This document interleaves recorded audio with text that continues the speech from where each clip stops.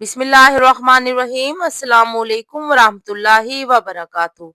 कैसे हैं आप सब? उम्मीद करती हूँ आप सब ठीक होंगे, खैर आफियत से होंगे। अल्लाह ताला आप सबको अपने हिफ्ज़ो अमान में रखे। हम सब अल्लाह के मोहताज हैं। बस वही ज़ात है जो बेनियाज है। देखो, इंसान चाहे कितना भी ताकतवर हो जाए, कितना भी कुछ पाले, फिर भी एक लम्हा भी अल्लाह के बगैर नहीं रह सकता। कुरआन कहता है, ए लोगो, तुम सब अल्लाह के मोहताज हो और अल्लाह बेनियाज है, काबिले तारीफ है।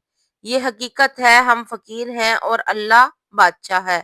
जितनी जल्दी बंदा ये मान लेता है, इतनी जल्दी इसकी जिंदगी में सुकून उतर आता है। अल्लाह ताला अपने मोहताज बंदों से मोहब्बत करता है। जब बंदा हाथ उठाकर कहता है, या अल्लाह मैं कमजोर हूँ, तू ही काफी है, तो हदीस में आता है कि अल्लाह को बंदे की ये आजिज़ी सबसे ज्यादा पसंद है। जो जितना झुकता है, अल्लाह उसे उतना ही ऊपर उठा देता है। जो अल्लाह को पुकारता है, अल्लाह इसके दिल की टूटी हुई जगहों को जोड़ देता है। आज इंसान की सबसे बड़ी परेशानी है कि वो दुनिया को असल समझ बैठा है। दुनिया की चीजें, शोहरत, दौलत, स्टेटस, बस यही सब कुछ चाहिए। वो समझता है कि अगर दुनिया मिल गई तो सुकून मिल जाएगा।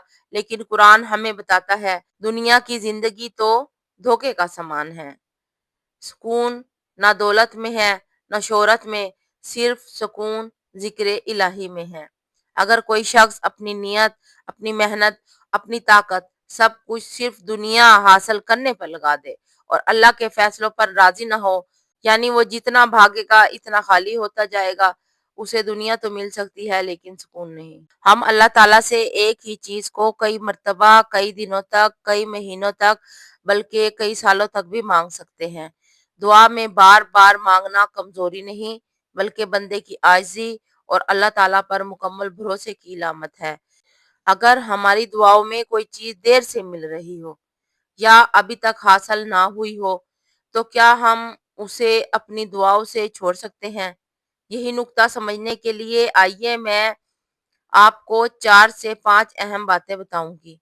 यकीन जानिए, इंशाअल्लाह इन बातों को समझने के बाद हमारे दिलो दिमाग से ये ख्याल बिल्कुल निकल जाएगा कि हमें एक ही चीज को बार बार मांगना चाहिए या नहीं, या फिर अपनी दुआओं को छोड़ देना चाहिए या नहीं। ये 5 बातें हमेशा अपने जहन में बिठा लीजिएगा। ये दुआ के बारे में आपकी सोच को मजबूत भी करेगी और दुआ में पुख्तगी भी पैदा करेगी। सबसे पहली बात यह है कि अल्लाह तबारक व ताला से दुआ करना खुद एक इबादत है। जो बंदा अल्लाह से मुसलसल मांगता रहता है, वो दरअसल इबादत में लगा रहता है। दूसरी बात यह कि जो शख्स अल्लाह से मांगता है और इसरार के साथ मांगता रहता है, गिड़गिड़ा कर, आजिज़ी के साथ अपने रब को पुकारता है, तो अल्लाह तबारक व ताला इस बंदे से बहुत खुश होता है। हम सब अल्लाह के मोहताज हैं, सिर्फ अल्लाह की ज़ात ही बेनियाज है। हम जितने भी मजबूत हो जाएं, हकीकत यही है कि अल्लाह के सामने हम फकीर, आजिज और ज़रूरतमंद हैं। इसीलिए अल्लाह तबारक व ताला मांगने वालों से, अपने दर के सवालियों से बहुत मोहब्बत करता है।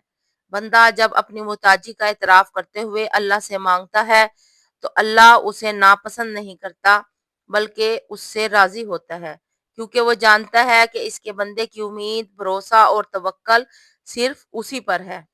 दुआ बार बार मांगना कमजोरी नहीं बल्कि इबादत है। यानी तुम सब अल्लाह के मोहताज हो। हम एक ही दुआ को दिनों, महीनों, बल्कि सालों तक भी मांग सकते हैं। दुआ छोड़ देना इस वक्त जायज नहीं जब तक दिल में यकीन कायम हो कि अल्लाह हिकमत के साथ बेहतर फैसला कर रहा है। नबी करीम सल्लल्लाहु अलैहि वसल्लम ने फरमाया, अल्लाह दुआ करने वालों से मोहब्बत करता है। देखिए, सबसे पहली बात ये समझ लें कि दुआ बार बार मांगना कोई गलत बात नहीं, बल्कि ये अल्लाह के बहुत करीब करने वाली इबादत है। कुरान में अल्लाह ताला ने हमें याद दिलाया, यानी तुम सब अल्लाह के मोहताज हो। अब जब हम मोहताज हैं, तो हम बार बार इसी दरवाजे पर जाएंगे ना। जैसे बच्चा अपनी माँ से एक चीज के लिए बार बार कहता है, क्योंकि इसे यकीन होता है कि माँ ही दे सकती है।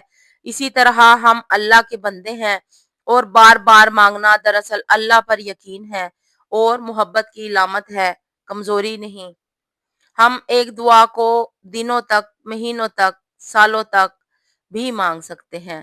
نبی کریم صلی اللہ علیہ وسلم نے فرمایا، اللہ اس بندے سے محبت کرتا ہے جو دعا میں اصرار کرے، بار بار مانگے۔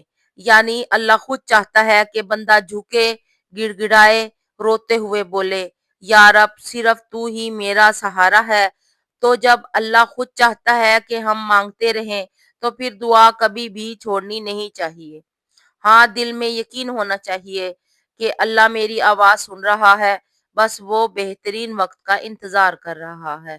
کبھی کبھی ہم دعا مانگتے مانگتے تھک جاتے ہیں اور دل میں یہ خیال آتا ہے کہ شاید اللہ سن ہی نہیں رہا، شاید میری دعا قبول نہیں ہو رہی۔ لیکن قرآن ہمیں تسلی دیتا ہے، ممکن ہے تم کسی چیز کو پسند کرو مگر وہ تمہارے لیے بہتر نہ ہو۔ سورہ بقرہ۔ یعنی کبھی کبھی جو ہم چاہتے ہیں وہ ہمارے حق میں ہوتا ہی نہیں، صرف اللہ جانتا ہے کہ کب دینا ہے، کیا دینا ہے اور کس سے بچانا ہے۔ اس لیے دیر ہونا اللہ کی حکمت ہے، دعا کا رد ہونا نہیں۔ دعا صرف اس وقت چھوڑنی چاہیے جب دل خوب سمجھ جائے کہ اللہ نے اس کے بدلے مجھے کوئی بہتر راستہ کھول دیا ہے۔ لیکن مایوسی میں، غصے میں یا دل برداشتہ ہو کر دعا چھوڑ دینا یہ غلط ہے۔ نبی کریم صلی اللہ علیہ وسلم نے فرمایا، اللہ اس شخص کی دعا قبول نہیں کرتا جو جلدی مایوس ہو کر دعا چھوڑ دیتا ہے۔ یعنی جو بندہ خود دعا سے ہٹ جائے وہ اپنا ہی نقصان کرتا ہے، اللہ کا نہیں۔ دعا اللہ کے سامنے جھکنے کا سب سے خوبصورت طریقہ ہے، یعنی دعا عبادت کا ماغز ہے، اس کی روح ہے۔ اللہ مانگنے والوں سے خوش ہوتا ہے کیونکہ دعا مانگنا عاجزی ہے۔ بزرگوں نے کہا ہے کہ جب بندہ اللہ سے مانگنا چھوڑ دیتا ہے تو اس کا دل سوکھنے لگتا ہے۔ تو مانگتے رہنا، جھکے رہنا اور اللہ پر بھروسہ رکھنا بندے کے ایمان کی علامت ہے۔ دعا کسی بھی چیز کے لیے ہو، چاہے رشتے کے لیے ہو، رزق کے لیے، محبت کے لیے، کامیابی کے لیے یا کسی پریشانی کے حل کے لیے، اللہ ہر دعا سنتا ہے۔ قرآن میں وعدہ ہے، یعنی مجھ سے ہی مانگو میں ضرور قبول کروں گا۔ اللہ کبھی آواز واپس نہیں کرتا۔ بے شک اگر کوئی لڑکی یا لڑکا سالوں تک ایک ہی رشتے کے لیے دعا کرتا ہے لیکن وہ پوری نہ ہو تو دو باتیں سوچ لینی چاہیے۔ نمبر ایک، اللہ اس سے بہتر انسان رکھ رہا ہے، اور نمبر دو، اللہ صحیح وقت کا انتظار کروا رہا ہے۔ کبھی کبھی ہم جسے پسند کرتے ہیں وہ ہمارے حق میں نہیں ہوتا، پر اللہ ہمیں دکھانا نہیں چاہتا کہ کیوں نہیں۔ اللہ سب سے زیادہ مانگنے والوں سے محبت کرتا ہے، اس لیے دعا نہیں چھوڑنی چاہیے۔ اللہ کبھی کبھی دیر اس لیے کرتا ہے تاکہ بندے کا دل مضبوط ہو جائے یا وہ اسے اس سے بہتر چیز دینا چاہتا ہے۔ تہجد میں روتی ہوئی دعا بھی ضائع نہیں جاتی۔ نبی کریم صلی اللہ علیہ وسلم نے فرمایا، اللہ کے نزدیک دعا میں بہنے والا ایک آنسو بھی ضائع نہیں ہوتا۔ اللہ سب لکھ رہا ہے، سب سن رہا ہے۔ جیسے ماں اپنے ہر بچے کو اس کی حالت کے مطابق چیز دیتی ہے، جو روٹھا ہو اسے سمجھاتی ہے، جو دور ہو اسے یاد کرتی ہے، ویسے ہی اللہ ہمیں ہماری ضرورت اور وقت کے مطابق عطا کرتا ہے۔ ماں بھی کبھی ہر چیز فوراً نہیں دیتی، لیکن اس کا مقصد محبت ہی ہوتا ہے۔ اللہ تو ماں سے 70 گنا زیادہ محبت کرنے والا ہے۔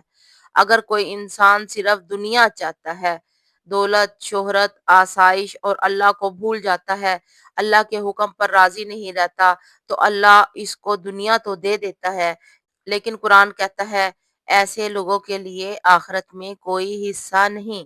دنیا مل جائے مگر اللہ نہ ملے تو سب کچھ ضائع ہے۔ دنیا مل جانا کامیابی نہیں، اصل کامیابی وہ ہے جو آخرت میں فائدہ دے۔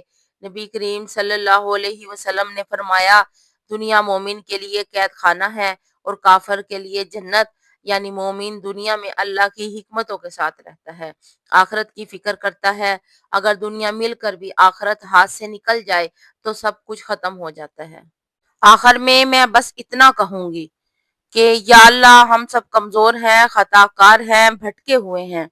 اے میرے پروردگار ہمیں دنیا کی چمک میں گم ہونے سے بچا لے، ہمارے دلوں میں اپنی محبت ڈال دے، ہماری تقدیروں میں سکون لکھ دے، ہمارے گھروں میں رحمتیں اتار دے، ہمارے دلوں کے بوجھ، ہماری آنکھوں کے آنسو سب کو اپنی رحمت سے ہلکا کر دے۔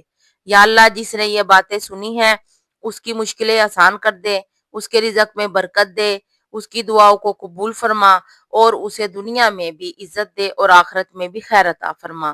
اللہ ہمیں وہ بنا دے جو تو چاہتا ہے، کیونکہ اصل کامیابی تیرے راضی ہونے میں ہے۔